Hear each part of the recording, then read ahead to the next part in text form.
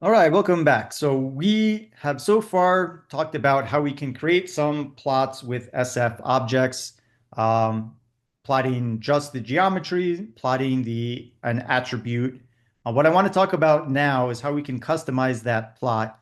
And I think one of the biggest features of the plot is the color palette which is used and the number of colors in that palette that we use. So that's something that by default, you can see what was chosen for the plot in the previous video. And maybe we don't want this many colors. I think this has like 9 different colors that are used. And in addition, it's like the really dry states are actually colored blue and the wet states are colored yellow. And maybe that's a little counterintuitive. You might think of dry things as brown, and you might think of wet things as blue or green or something like that.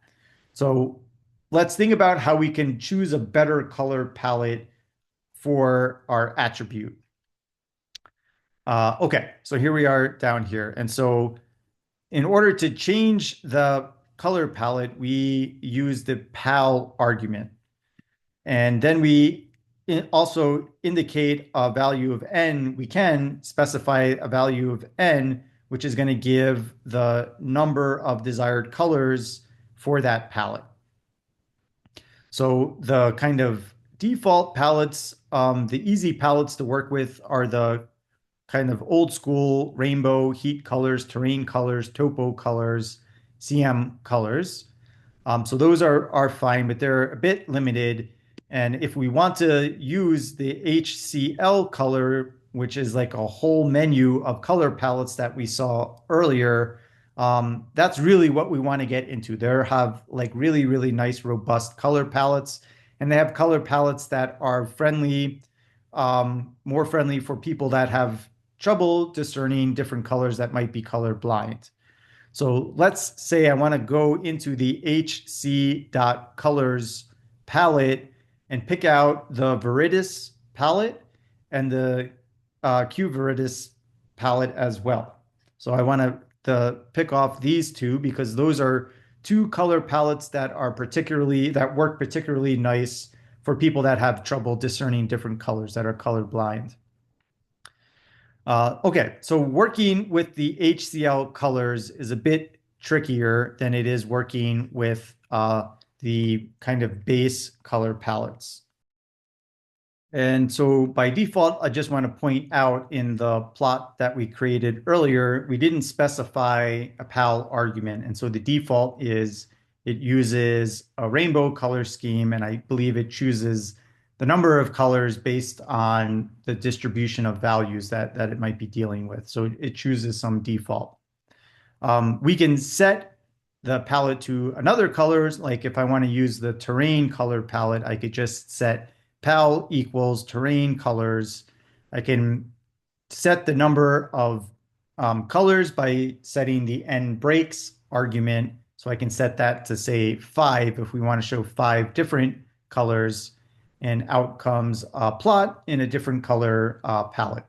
And this is maybe not a good color palette to use here either because um, it kind of looks off to me that things that are dry are in green and things that are wet are yellow and brown and white. And I might actually think about this differently and think about things that are dry as brown and things that are wet as green.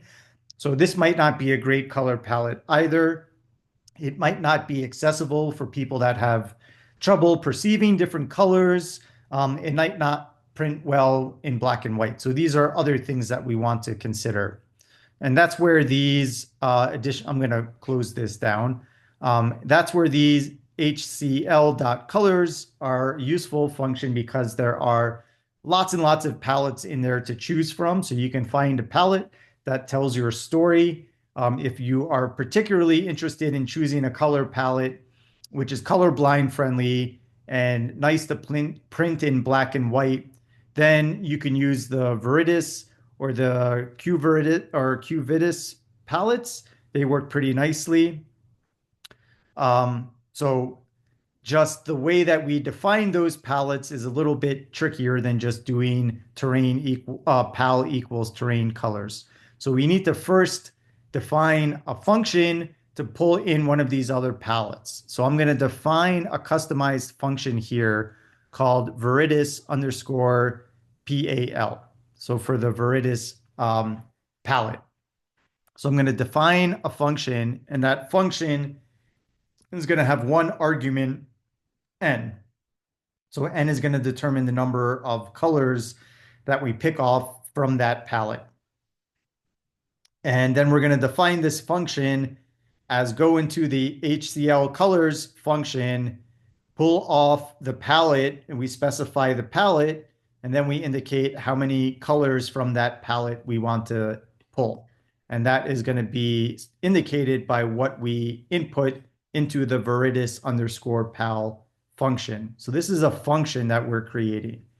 And we can do something similar for the Cuvitis palette as well, just changing the palette here. And if we're interested in looking what we get, what I want to do is plot this color. So I'm going to plot a color Viridis underscore pal 5. This is going to pull off 5 colors from the Viridis palette. And here I'm just going to use the image function in base R to plot this. It's going to plot it as like a vector of colors.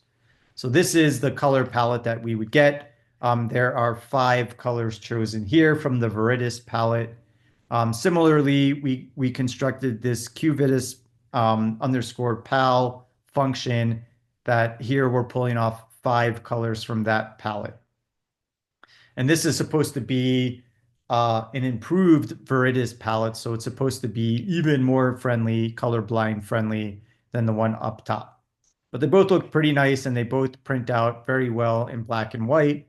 And we can choose more colors if we wanted to and see what that looks like. Then I need to increase this to that as well. So here's like a 10 color from that.